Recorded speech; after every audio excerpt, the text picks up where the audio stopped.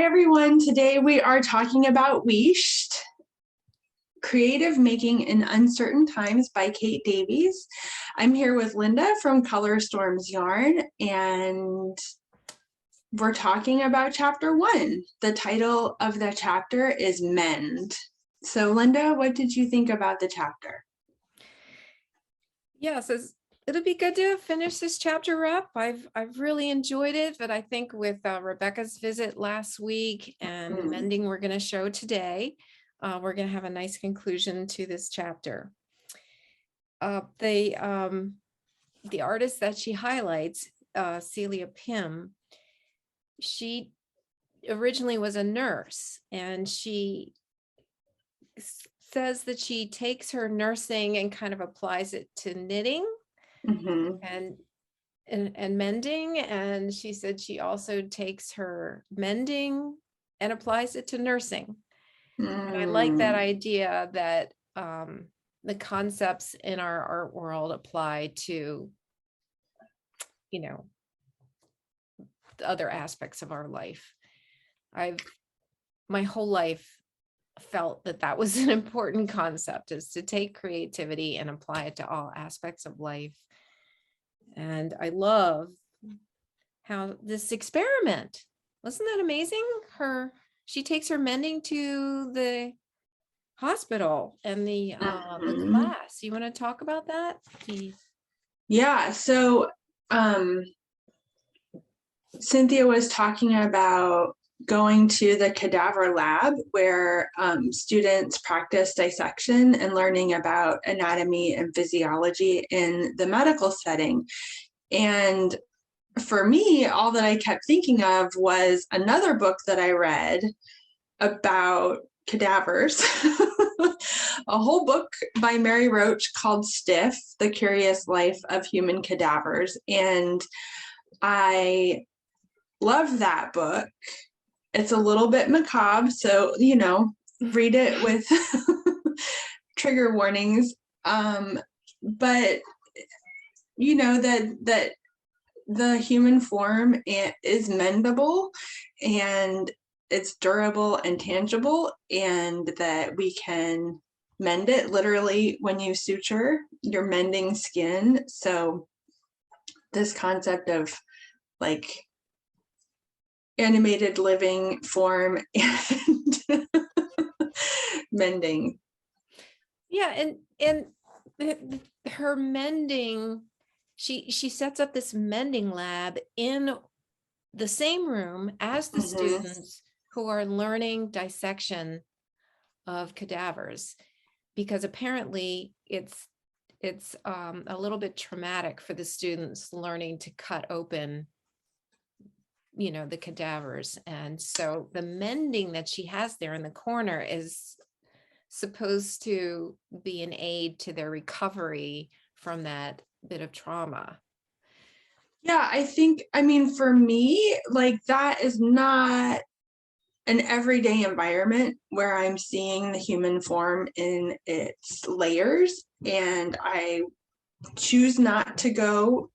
Obviously I didn't choose the medical profession partly because of that, but that I love that there's this non-tangible aspect that they're introducing into a laboratory, right? That there's some emotional toll from this subject, and they're sort of nipping it in the bud instead of glossing over it as we would think popular medical theory would just gloss over that idea, in my opinion. Yeah, you make me think of something I hadn't even thought of before. The way she brings her knitting into the lab, she talks about how she has to get used to the smells and the atmosphere there, and they have to get used to the click of her needles and her sewing and her presence. And it is kind of odd, when we bring our knitting sometimes to a hospital room, when we're visiting a sick person maybe, or to a restaurant, or I bring my knitting to church if I'm there for like a concert, or a special speaker, not to mass, but to, a special event. I bring my knitting, and it always changes the atmosphere a little bit. I think Mhm. people think that, oh, you don't care about the person you're visiting, or you don't care about the concert because you're bringing your knitting because maybe you're bored or something. And I always have to tell people, no, I'm bringing my knitting because I will listen to you better if I can knit during our visit. I will listen, I will get more out of the speaker talking if I knit while I'm listening. It helps connect my brain and helps me get information in there better. Do you find that too? I tease and joke that knitting is the original fidget spinner Yes. because I think that that's true. And for me, definitely. I mean, when I was working in an office setting, knitting was never allowed at meetings, but I always wonder, like, if I was allowed to knit during meetings, would I have understood or had a better experience in those situations? And even now, like, there's all these memes about, knitting underneath the camera during your Zoom meetings. And you're not the only or the first person who said that I participate better when my hands are busy. So I think that that's true. It's a Yeah. common experience. Okay. Yep. I think it's a good thing. I think it brings something nice. When I used to bring it to my mom's hospital room, um, it it sort of calms the atmosphere, makes things less awkward. If I'm doing something with my knitting, if there's something else to talk about other than how sick you're feeling or how is my day, it sort of gives another focus. I'm just thinking about that in the context of an anatomy lab and how, like, that would, to your point, just lighten the mood and take things just a little bit, make things just a little bit lighter Yeah. instead of being stuck in your own thought loops doing something pretty heavy. Like, that would be a really Yeah. interesting addition. Yeah. Well, Do I you want got to show some. some of, yeah, Yeah. show your mending. So I always had the idea that maybe I could kind of make an afterthought heel over top of a regular heel. It didn't actually end up turning out that way, but I did pick up stitches around the weakened area and Mhm. made a visible patch. Oh, that's so nice. So I did it How on do this you think it one. turned out? Are you happy with the result? Oh, Yeah. look at that. Yeah. Now, an afterthought heel would be kind of right here. It turns out that my wear area is more on the bottom of the foot toward the heel, not actually centered on the heel. Mm-hmm. So I ended up getting pretty good at picking up the stitches around the weak area and then knitting kind of this afterthought heel shape. That is so cool. I can't wait to hear how it looks. Yeah, I have no idea how it's going to wear, and this is the last one I did. Oh, nice. Look at that. And I ended up doing the So same good. thing on the elbow of my husband's sweater. Mm-hmm. Um, I had done a duplicate stitch on one of the heels, but I didn't like the way it turned out, and it was long and tedious. It was difficult to make. Now, I feel like I don't. Rebecca brought up that book about mending. Like, there's a whole Mm-hmm. skill that I don't know. Like, I don't know that method of kind of picking up the purl bumps and then weaving through. I've never done anything like that. Um, that would be something interesting to learn too. So for now, this is what I've done. We'll see how it wears. Yeah, But I'll I have to haven't. say that it would talk about untangible. I can't even tell you how healing it was to me to finally take these socks that have been unused for like 10 years, literally, and finally be able to wear them again. You know, knowing in the back of my mind, I was going to throw them out. And then and then I learned the afterthought heel, and I thought, well, maybe I can apply that to this. And it Mhm. seems to have worked. You know, it felt so healing to repair my husband's sweater and these Mhm. socks. Yeah. Also, this sweater had frayed. I had worn it so much that I had frayed the cuff. Yeah. And I just kept wearing it for a couple years. Finally, last year, I said, you know what? I'm not going to wear that blasted sweater until I fix it. It's in timeout. Yeah, because like Yeah. you don't want to damage it more, but you love it so much that it gets worn. Right. So it's Yeah. extremely healing to finally fix it. Well, that's a great segue for my project because I have the favorite sweater that I've had to mend. So the same thing happened to me. I had to add a new cuff because I had completely worn the cuff off.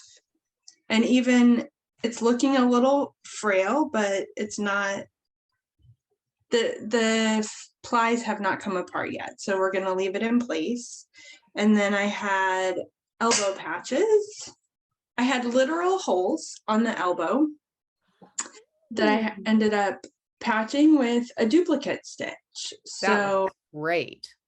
I patched this in place, and you can see that it's a big section, but I tried to make the patch where I saw the, tension of the stitches out of proportion. And then I went a little bit bigger than that. Yeah. And I'll turn it inside out because this was a big project for me to mend the elbow. And you can see how this is like a little bit darker. So that's where the actual hole was. Wow. But it was an interesting experiment, and I did the duplicate stitch in place. So I just made a double piece of fabric on top of the sweater fabric. Okay. And thinking about it, like I could even have done it many different ways based on our conversation. So it's interesting. And I chose to use a fingering weight sock yarn because I felt like the nylon would add the durability.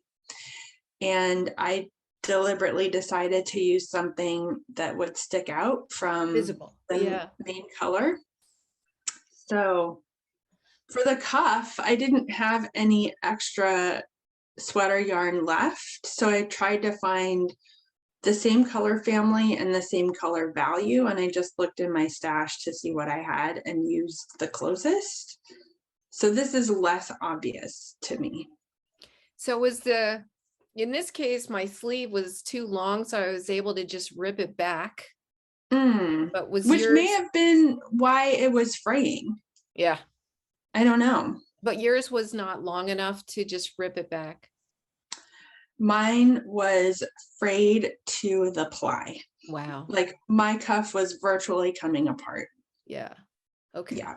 Wow. Well done. It just feels so good to get it done finally. And I've just been on this mending jag now. I've mended 2 socks and 3 sweaters. I love And it. now I have to work on my pants. I've got Mm. in this pants that I'm wearing. I'm like, oh no, there's another hole starting. So now I have 2 pair of pants to fix. Yeah, that's gonna be an adventure. Well, it really turns out if I do it early, I can put a much smaller patch on than if I wait too long. That's true. It just feels so good to get something mended and pull something out to wear it again, especially if you really liked it. Mm-hmm. Yeah. This was a special sweater for me, so I decided it was worth putting the time and effort into mending it. But there might be a point when it's worn so much that I cannot do that anymore. Yeah, it looks like a sweater that goes with everything, kind of like this black one. Yeah, Yeah, that's it's nice. cozy and warm. So, all right. Well, we're closing out chapter 1 of Wheesht, and chapter 2 is about feeling uninspired. So that's what we'll be talking about next week. That's right. Right. Great. And I decided to shorten my tagline so it wouldn't be so long. So here we go. Okay. Allow for creative moments to happen in your life. How about that? I love it. All right, everyone. Have a great day. All righty. See you next time. Bye-bye.